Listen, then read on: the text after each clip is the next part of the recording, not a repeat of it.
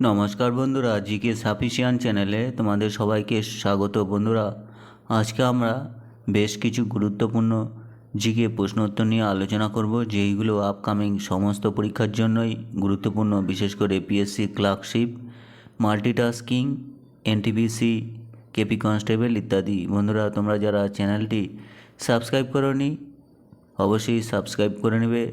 চলো শুরু করা যাক আজকের প্রথম প্রশ্ন। নিচের কোনটি পরিবর্তিত কাণ্ডের উদাহরণ? আনসার হবে অপশান এ, আলু।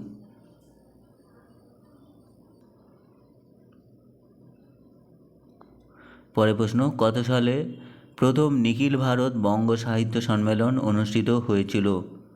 উত্তর হবে অপশান এ, 1923 সালে।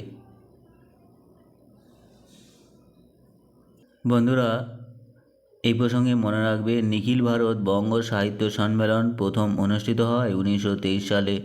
এই সম্মেলনে রবীন্দ্রনাথ ঠাকুর সভাপতিত্ব করেন। পরের প্রশ্ন, ইউরোপিয়ান ইউনিয়নের সদর দপ্তর কোথায়? উত্তর হবে অপশান এ, ব্রাসেলস। বেলজিয়ামের রাজধানী ব্রাসেলসে ইউরোপিয়ান ইউনিয়নের সদর দপ্তর। পরের প্রশ্ন, সোনালী তন্তু কোন ফসলকে বলা হয়? উত্তর হবে অপশান এ, পাট। পরের প্রশ্ন, রাষ্ট্রসংঘের সদর দপ্তর কোথায় অবস্থিত? উত্তর হবে option A, new York. Next, Jnanpith পুরস্কার কোন ক্ষেত্রে দেওয়া হয়? উত্তর হবে অপশান এ, সাহিত্য। বন্ধুরা, জ্ঞানপীঠ পুরস্কার ভারতের সাহিত্য ক্ষেত্রে দেওয়া হয়। জি শঙ্কর কুরুপ প্রথম জ্ঞানপীঠ পুরস্কার পান। পরের প্রশ্ন, বৈশাখী উৎসব কোন রাজ্যে পালিত হয়? উত্তর হবে option B, Punjab. Next, Nobel পুরস্কার প্রচলন করেন কোন দেশ? উত্তর হবে অপশান সি, সুইডেন। বন্ধুরা, সুইডেন নোবেল পুরস্কার প্রচলন করেন এবং নোবেল শান্তি পুরস্কার দেওয়া হয় নরওয়ের অসলো শহর থেকে। পরের প্রশ্ন, গোল্ডেন সিটি কোন শহরকে বলা হয়? উত্তর হবে অপশান এ, জয়সালমীর। প্রশ্ন, মানবদেহে পরের প্রশ্ন, মানব দেহকোষে ক্রোমোজোমের সংখ্যা কয়টি? উত্তর হবে অপশান এ, 46টি। এ প্রসঙ্গে মনে রাখবে, মানব দেহের ক্রোমোজোমের সংখ্যা 23 জোড়া বা 46টি এবং অটোজোমের সংখ্যা 22 জোড়া বা 44টি। পরের প্রশ্ন, ভারতরত্ন পুরস্কারে নকশা কোন পাতার অনুকরণে করা হয়েছে? উত্তর হবে অপশান বি, অশ্বত্থ। পরের প্রশ্ন, একটি সুপারসনিক প্লেন যে গতিতে চলে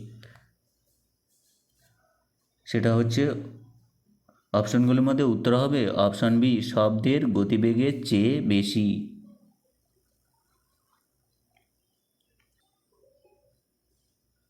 পরের প্রশ্ন, আই এম দ্য স্টেট এই বিখ্যাত উক্তিটি কার? উত্তর হবে অপশান সি, চতুর্দশ লুই। বিখ্যাত ফরাসি রাজা চতুর্দশ লুই এই উক্তিটি করেছিলেন। পরের প্রশ্ন, স্পষ্ট দৃশ্যমানতার ন্যূনতম দূরত্ব কত? উত্তর হবে অপশান বি, 25 সেমি। ন্যূনতম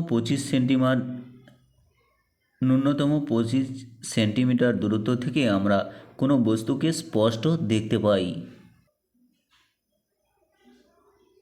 পরের প্রশ্ন, মহাত্মা গান্ধীর দ্বারা শুরু করা প্রথম গণ আন্দোলন কোনটি? উত্তর হবে অপশান বি, অসহযোগ আন্দোলন। অসহযোগ আন্দোলন মহাত্মা গান্ধী 1920 সালে শুরু করেন। পরের প্রশ্ন, বায়ুমণ্ডলের নাইট্রোজেনের শতাংশ কত? উত্তর হবে অপশান এ, 78%।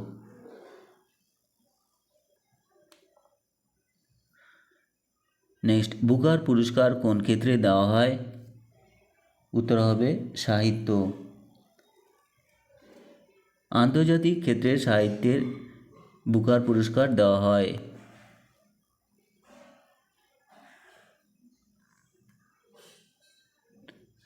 ব্যাঙাচি ছদ্মনামে কে লিখতেন? উত্তর হবে অপশন বি, কাজী নজরুল ইসলাম।